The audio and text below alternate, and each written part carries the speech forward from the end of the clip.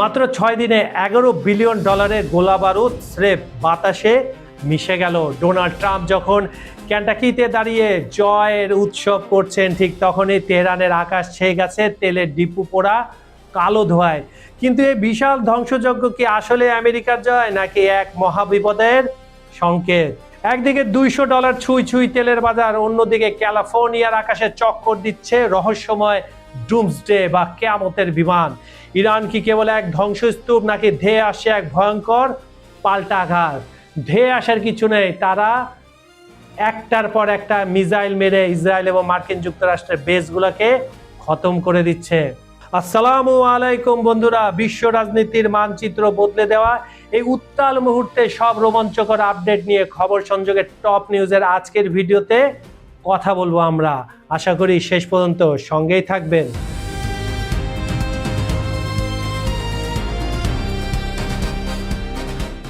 Donald Trump যখন কেন্টাকিতে দাঁড়িয়ে ঘোষণা করছেন আমরা যুদ্ধে জয়ী হয়েছি, তখন তেহরানের আকাশ কালো ধোঁয়ায় ঢেকে থাকলেও খোদ ওয়াশিংটনের কপালে চিন্তার ভাঁজ। মাত্র 6 দিনে $11.3 বিলিয়ন নাই। এটি কোনো সাধারণ সংখ্যা নয়, বরং একটি আধুনিক সাম্রাজ্যের অর্থনৈতিক রক্তক্ষরণের ইঙ্গিত।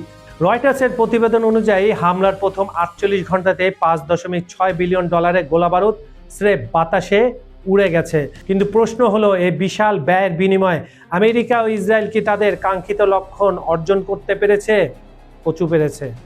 ইতিহাস সাক্ষ্য দেয়, ইরান কোনো নড়বড়ে ভূখণ্ড নয়। কয়েক দশকের অবরোধে যাকে দমাতে পারেনি, কয়েকদিনের বিমান হামলায় তাকে নতজানু করা দুঃসাধ্য। সাহরান তেলের ডিপো থেকে ওঠা আগুনের কুণ্ডলি যতটা ধ্বংসের চিহ্ন, তার চেয়ে বেশি মধ্যপ্রাচ্যে পশ্চিমের জন্য এক দীর্ঘমেয়াদী চোরাবালির সংকেত। বিশ্ব জ্বালানি বাজারে অস্থিরতা এবং সামরিক সরঞ্জামের ঘাটতি প্রমাণ করছে এই আগ্রাসন আমেরিকার প্রতিরক্ষা শিল্পকে খাদের কিনারায় ঠেলে দিচ্ছে।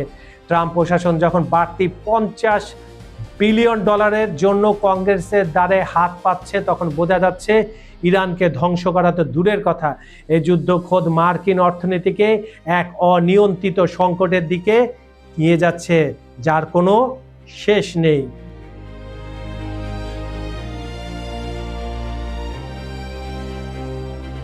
আকাশ থেকে ঝরছে তেলের বিষাক্ত কালো বৃষ্টি, মুহুমুহু ক্ষেপণাস্ত্রের গর্জনে কাঁপছে তেহরানের মাটি। 2026-এর এই ভয়াবহ যুদ্ধে যখন থমকে গেছে স্বাভাবিক জীবনের গতি, তখন ইরানের তরুণ প্রজন্ম শিখিয়ে দিচ্ছে কিভাবে ধ্বংসস্তূপের উপর দাঁড়িয়েও বেঁচে থাকা যায়। 20 বছরের সাহার যখন ভিডিও গেমে তিলে তিলে সুন্দর বাড়ি বানান, কিংবা মিনা যখন যুদ্ধের পর চুলে রং করার স্বপ্ন বোনেন, তখন স্পষ্ট হয়ে ওঠে যে বোমা মেরে একটি জাতির শরীর ক্ষতবিক্ষত করা গেল, তাদের স্বপ্নকে হত্যা করা অসম্ভব। ইরানি তরুণরা আজ কেবল যুদ্ধের শিকার নয়, তারা প্রতিরোধের এক নতুন প্রতীক। সরকারি ইন্টারনেট ব্ল্যাক আউটকে বুড়ো আঙুল দেখিয়ে স্টারলিং প্রযুক্তির মাধ্যমে তারা একে অপরের হাত ধরছে। যেখানে মাসিক আয় মাত্র $200 থেকে $300, সেখানে চড়া দামের ডেটা কিনে তারা বিশ্বকে জানাচ্ছে আমরা এখনো পুড়ে ছাই হয়ে যায়নি, আমরা বেঁচে আছি। সামনে নরোজ বা পারস্য নববর্ষ যাকে আমরা বলি, বসন্তের আগমনে প্রকৃতি যখন সেজে ওঠার কথা, তখন ইরানিরা সাজছে অসীম ধৈর্যের বর্মে। এই লড়াই কেবল ভূখণ্ডের নয়, এই লড়াই নিজের অস্তিত্ব ও সৃজনশীলতাকে টিকিয়ে রাখা। তেহরানের জনশূন্য রাস্তায় আজ যে নিরাপত্তা, তা পরাজয় নয়, বরং এক প্রবল ঝড়ের আগের নিস্তব্ধতা। জয় হবে মানুষের প্রাণশক্তি।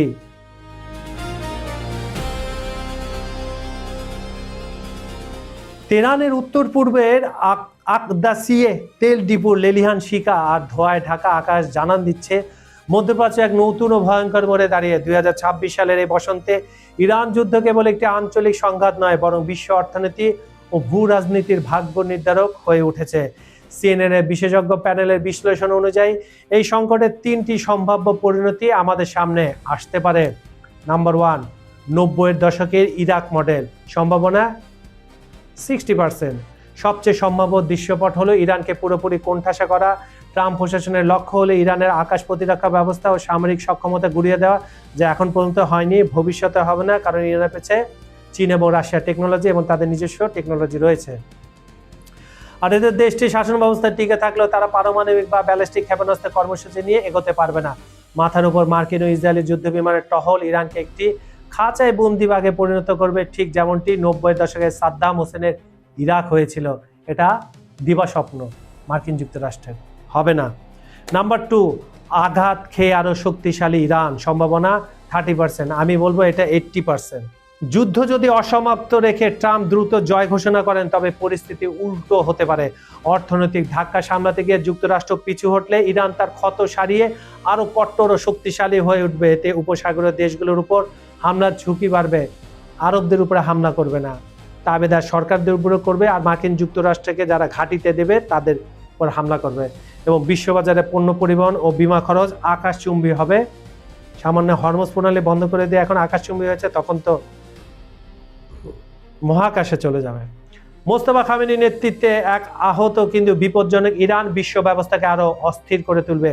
পশ্চিমাদের জন্য হবে, মুসলিমদের জন্য ভালো হবে। নাম্বার 3, নতুন ইরান ও নতুন মধ্যপ্রাচ্য। সবচেয়ে ক্ষীণ কিন্তু কাঙ্ক্ষিত সম্ভাবনা হলো শাসন ব্যবস্থার পরিবর্তন, যা জীবনে হবে না।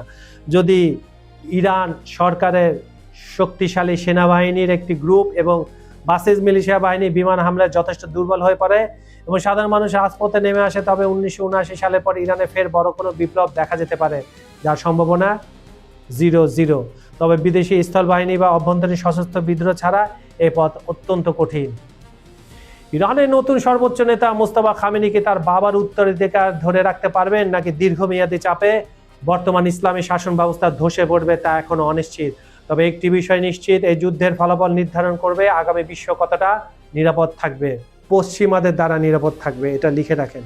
তারা যে কর্মকাণ্ড করছে তাদের জন্য কোনো নিরাপদ থাকবে না। তারা বলছে নিরাপদ থাকবে, কিন্তু তৃতীয় বিশ্ব বলছে তাদের হাতে পৃথিবী আরো ভয়ঙ্করভাবে কি থাকবে, বিপদে থাকবে।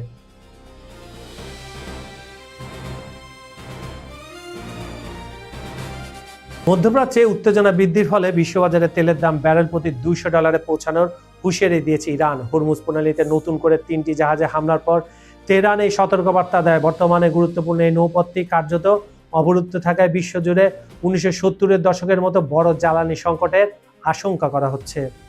ক্যালিফোর্নিয়ার আকাশে যুক্তরাষ্ট্রের ডুমসডে বিমান, বাড়ছে পরমাণু যুদ্ধের উদ্বেগ।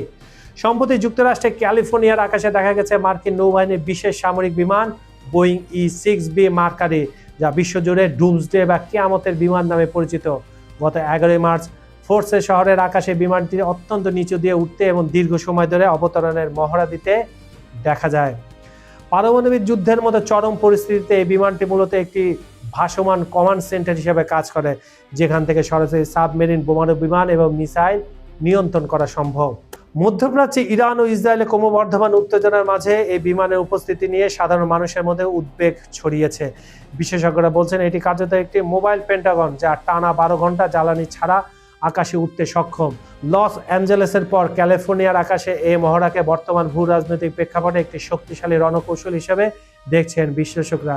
আমি আপনাদের বলে দিই বন্ধুরা, যে 2-3 মাস আগে রাশিয়া একই ধরনের প্লেন আর উন্নত মানের প্লেন, ডুমসডে প্লেন আকাশে উড়িয়েছে। বন্ধুরা, ইতিহাস কি তবে রক্তে দিয়েই লেখা হবে? $11 বিলিয়ন বারুদ হয়তো তেহরানের আকাশকে কালো করেছে, কিন্তু মনে রাখবেন আহত বাঘ সবচাইতে বেশি বিপজ্জনক। একদিকে ট্রাম্পের জয়ের উৎসব, অন্যদিকে ক্যালিফোর্নিয়ার আকাশে পরমাণু যুদ্ধে সংকেতবাহী ডুমসডে বিমান পৃথিবীকে তবে এক মহাপ্রলয়ের দোরগোড়ায় পৌঁছে গেছে। ইরানি তরুণদের চোখে আজ যুদ্ধের ভয় নেই, আছে টিকে থাকার জেদ। এই লড়াই কি কেবল মানচিত্রের নাকি মানব সভ্যতার অস্তিত্বের? আপনাদের কি মনে হয়? জি বন্ধু, আপনাদের বলছি, আপনাদের কি মনে হয়? ট্রাম্পের এই আগ্রাসন কি বিশ্বকে শান্ত করবে নাকি $200 তেল আর হাহাকার আমাদের গ্রাস করবে? কমেন্টে আপনার মতামত জানান। আজ এই পর্যন্তই, দেখা হবে পরের ঝড়ো আপডেটে। আমি কাজল হায়দার আজ বিদায় নিচ্ছি। আল্লাহ হাফেজ।